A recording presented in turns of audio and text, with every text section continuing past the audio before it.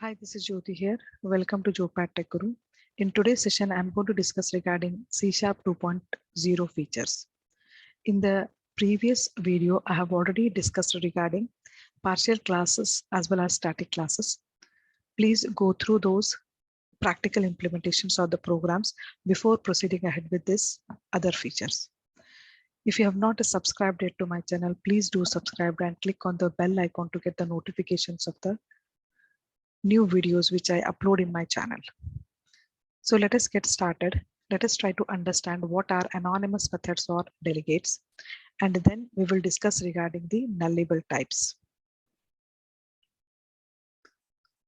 So what is anonymous method? As the name itself suggests, anonymous means there is nothing called as particular name which is mentioned. So an anonymous method in C# is a method without having a name.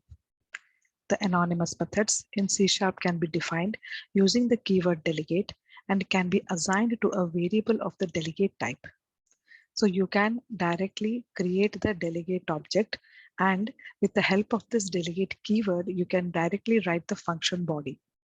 So if you want, you can send the parameters, or without the parameters also, you can write the anonymous methods. So what are the limitations of anonymous methods? An anonymous method in C# cannot contain any jump statement like go to, break, or continue. The anonymous methods cannot have or access the unsafe code.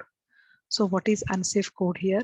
Unsafe code in C# is the part of the program that runs outside the control of the common language runtime of the .NET frameworks. So most of the time, if it is safe, that means it is getting managed by the CLR. We are having managed code as well as unmanaged code. Here, we are talking about the unsafe code, which is not getting handled by the CLR. So the anonymous methods cannot have or access the unsafe code. It cannot access the ref or out parameter of an outer method. So in case of entire applications, if you have developed applications with respect to ref and out, so if you're having any doubt regarding the ref and out, please go and refer my previous videos in which I have discussed regarding this. Ref will refer to the reference, or ref refer to the address of the particular variable. Out parameter is the one which is having the entire informations of whatever the transactions or the calculations which you are doing it, you can go on storing it in the out parameter. So it is like a temporary parameter which you are creating to store the results. So what is the summary of the anonymous method? The anonymous methods can be defined using the delegate keyword. An anonymous method must be assigned to a delegate type. This method can access outer variables or functions. An anonymous method can be passed as a parameter. This method can be used as event handler. This is the overall summary of anonymous method. So let us see the practical implementation. Let me open the Visual Studio. To save the time, I have already got the program here. Let me explain the entire program. We have got a class. You can take internal class also. Currently, I'm using Visual Studio 2022. So in that, all the namespaces contains the internal classes. By default, it is going to add the internal access specifier. So currently I'm creating a class called as anonymous delegate demo. In this, I'm creating a delegate named math operation. As it is having two parameters, I will be having certain functions wherein I have to get the two parameters. But as you can see that in the particular program, I'm not having any static methods or the public methods wherein some two parameters are specified. As we are going to use these parameters while we are creating or instantiating anonymous method, I'm going to pass these variables. So math operation object I'm creating, and with the help of delegate keyword, I'm taking two parameters int x, int y. So with the help of these X and Y, I'm printing all the addition, subtraction, multiplication, division results. So this contains a semicolon at the end. So how the way you are invoking the delegate, similarly you are going to invoke the delegate. So if I'm passing 10 and 2, I should get all these calculator results. Let me execute and show you the output. Whatever the console.write line statements you have written it, those are going to get executed and you are getting all this addition, subtraction, multiplication, division results for 10 and 2. So this is the anonymous method. Directly you are creating the object of the delegate, and with the help of delegate keyword, you are going to take the parameters, or without parameters also, you can write the programs. Without parameters means only the delegate keyword will appear. And with the help of this object, you're going to pass either the parameters. Without parameters, simply opening and closing bracket. This is about anonymous method.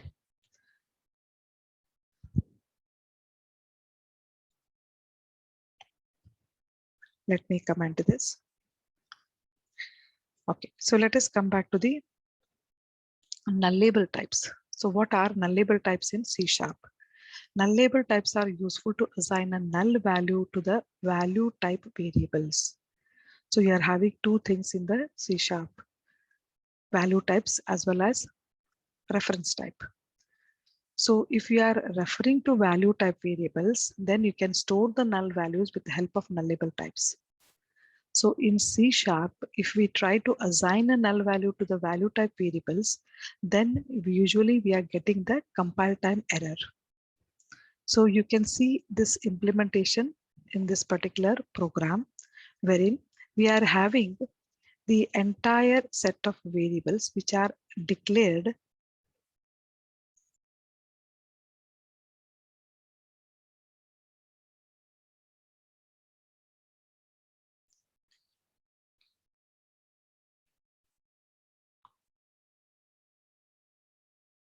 just 1 minute.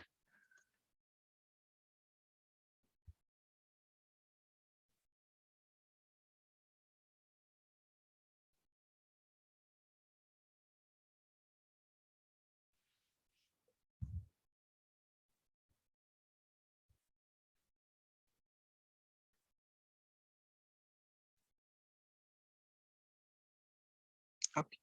So here I have got a variable called as X in which I'm storing the null value, and I have got a Boolean variable called as Y in which I'm storing a null value. As you can see that my program is not at all entertained because I'm storing the null value. I cannot store null value directly like this, and I cannot print those null values. During the compile time only, it is going to stop me. Cannot convert a null to bool because it is a non-nullable value type. So it is telling me that you cannot store directly a Boolean value as a null, or you cannot store an integer value as null. If you run same error, you'll be getting it in the error list. So then how to solve this particular problem? Do we have any answer for this? Yes, you are having an answer called as nullable types. So what do you mean by this nullable type? You're going to specify the nullable keyword, and then whatever the variable you're going to declare it, you can declare it and you can store the null value. So usually in the compile time, it is not going to show any kind of errors. So again, one of the properties there called as has value. I can give if x dot has value, then you are going to print that x dot value, or you are going to print value is empty. So let us execute and see the implementation. As we have specified that a nullable keyword, it is going to entertain. So I'm getting value is empty. I will not be getting the value because there is no value at all.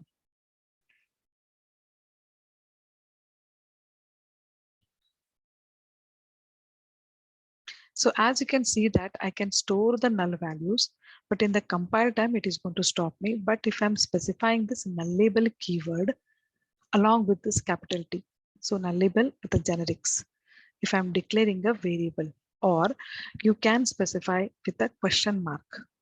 You might have seen many of the programs wherein they have used int question mark, float question mark.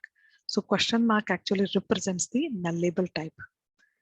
T is an underlying type and it can be a non-nullable value type, and the nullable type will represent all the values of an underlying type T and additional null values.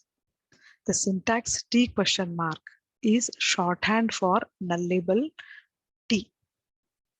So these can be again interchanged. Either you can use this or you can use this.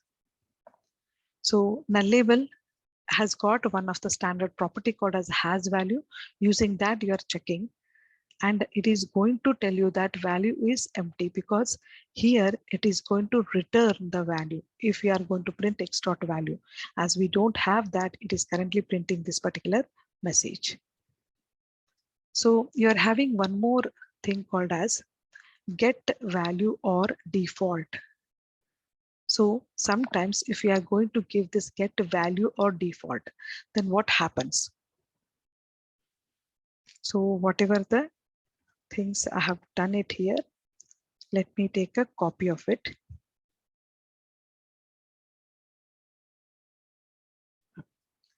So currently I'm going to create again a x1 variable. Then I'm going to print the x1 value.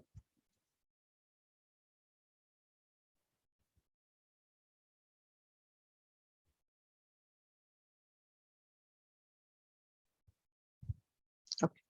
So here I have stored x1 equal to null. So what about this get default value? So it retrieves the value of the current nullable T object or the default value of the underlying type. So whatever the default value is there, which is specified by Visual Studio, that is going to get assigned. So let us execute and observe the output. For the earlier program, we have already got value is empty. For this program, we are getting x1 equal to 0. By default, it is going to store certain 0 values.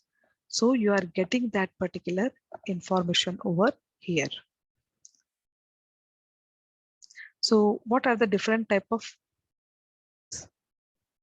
nullable types are useful to assign a null value to the value type variables. Nullable types can declare like either nullable of T or T question mark. The syntax T question mark is shorthand for nullable T, and these two are interchangeable. You can use any one of the syntaxes to declare the nullable values. We can assign a value to nullable type like int question mark I equal to 10, or nullable of int I equal to 10, or int question mark I equal to null. Like this you can specify. So by using the nullable type has value and value properties, we can verify and retrieve the variable value like if I dot has value j equal to I dot value. I can declare a variable called as j and I can store the value of I accordingly. The has value property will return true if the variable contains the value and false if it is null. The value property will return value if the variable contains a value. Otherwise, it is going to show me an exception, that is invalid operation exception. So we can use get value or default method to get the value from nullable type. I can retrieve the default value. I can retrieve the value which is assigned by Visual Studio. It will return the value of the nullable type if it contains a value or if it is null. Then it will return the default value. So currently it is going to return what? Null. So null means again it is assigning 0. So that's why we are going to get the 0 as the value during runtime. To assign a nullable type to non-nullable type, then we need to use the null coalescing operator, that is double question mark. Nested nullable types are not allowed. So if you are giving nullable of int, so this is not allowed. So these are the few of the characteristics of nullable types. Hope you have got a clear idea regarding anonymous methods and nullable types. Again, I'm going to create one more video as I have to discuss few more features of C#. So we have finished the partial class, static classes, anonymous delegates and nullable types. Again, I will be uploading one more video which contains other properties. Thank you for watching. Have a great day ahead. If you have not subscribed yet to my channel, please do subscribe and click on the bell icon to get the notifications of all my new videos. Thank you.